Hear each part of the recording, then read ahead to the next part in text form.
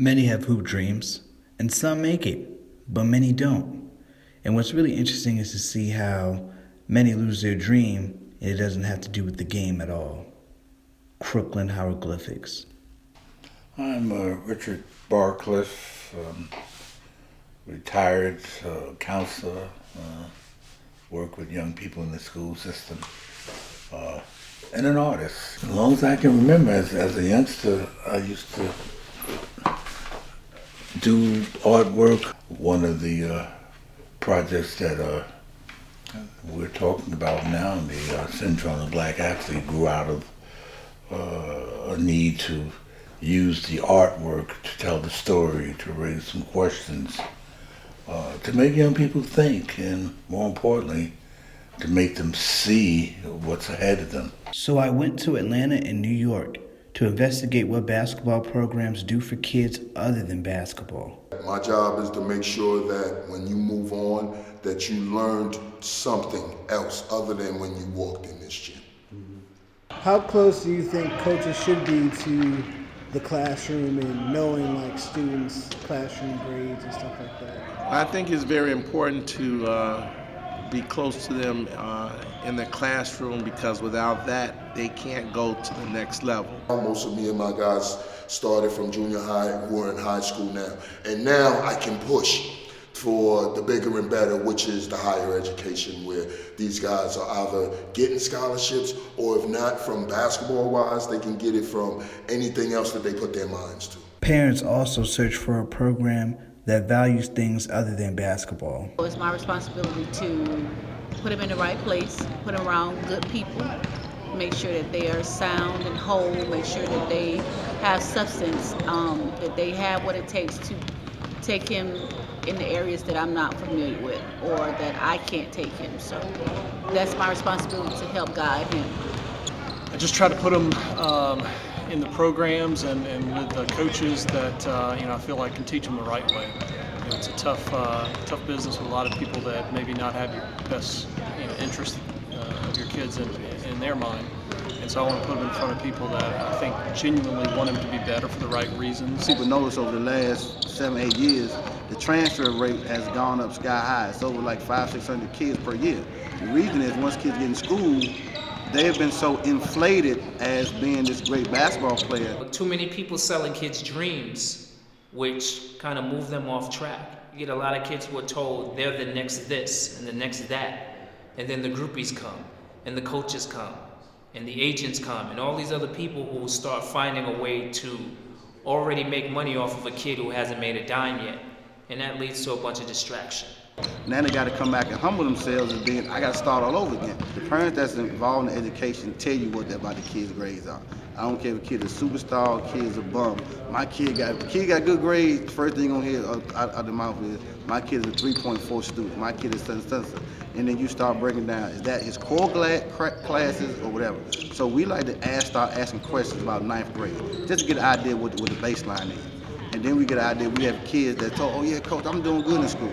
Well, what does that mean? How does that mean you're doing good in math, and you're doing good in PE, you're doing good in art? The grades are important because if we see that they're not giving it their all in school, then it kind of defeats the purpose to come and give us your all. So if you're a good athlete for us, but then you suck in school, who are you really? You know what I mean?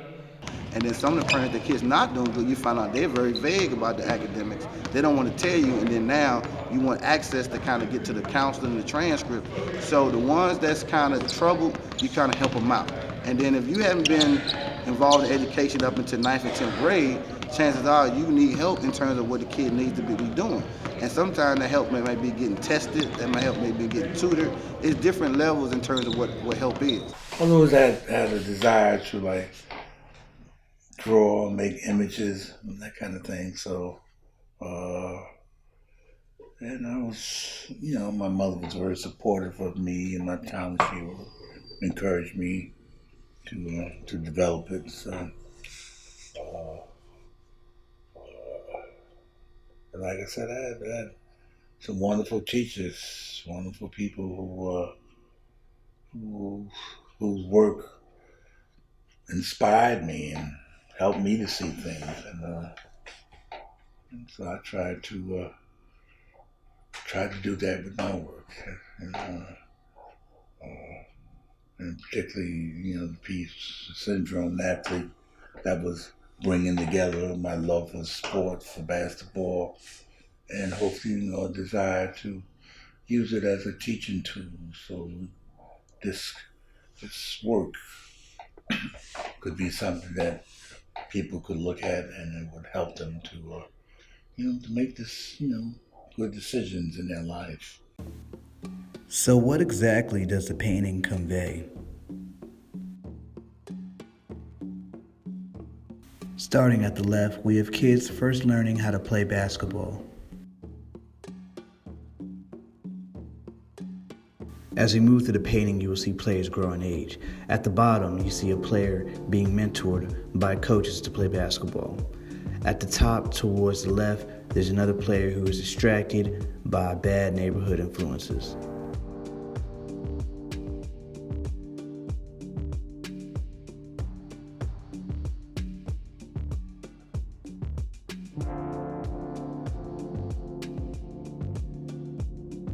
To y'all. Girls. Girls. Sometimes friends, like the wrong friends, and then TV and the video games. Those are major distractions. Yeah, I want to go to college. I want to make my mom proud, so you don't have to pay for it, Your favorite subjects? My favorite subject is biology. Mine probably math. And math too, yeah, math. Yeah. I'm good. And entrepreneurship. Well, what would you like to be an entrepreneur of? I think I would probably do training, for basketball, and then invest in oil and different stuff like that, You can basically give people. Basically, you can give people a chance. Yeah, you give people to a experience chance. new things. Moving on in the painting, both players are playing college basketball. You will see at the bottom left, there's a student who is in the library studying, and to the right, there's a student who is partying.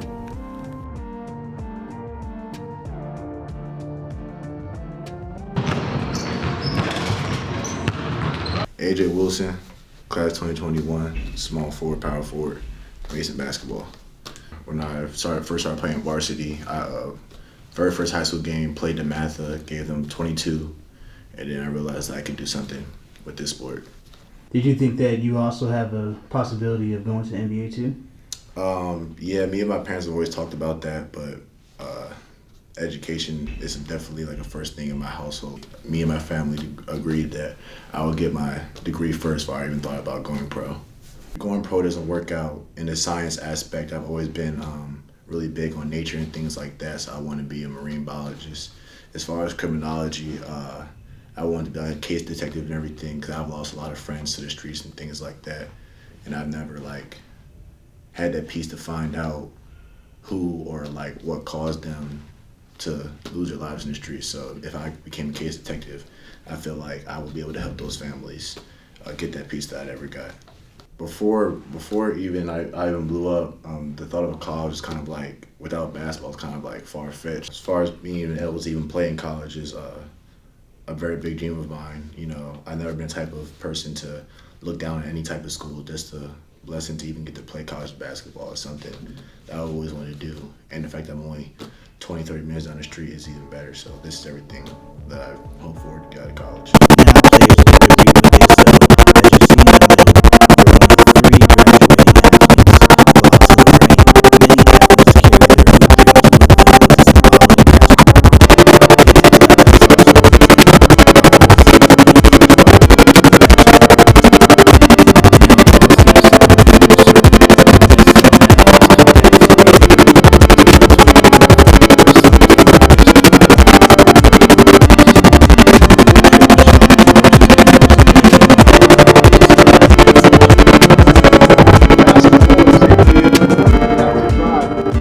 Drive it with your other dreams and passions. Nobody can do nothing with this. All right, this is a game. That's all it is.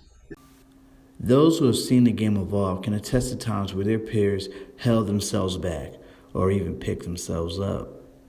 One of the examples that really comes to mind is when I had finished this piece, the Syndrome of Black Athlete, the mural, and I was carrying it to the park. And some of my friends were sitting on the bench, fellow basketball players, what have you. And fellow asked, yo, Bar, what you got there? Let me see your work, And I opened it up and they saw it, and then we started to look at it. And I started to explain to them different parts of it, what was going on.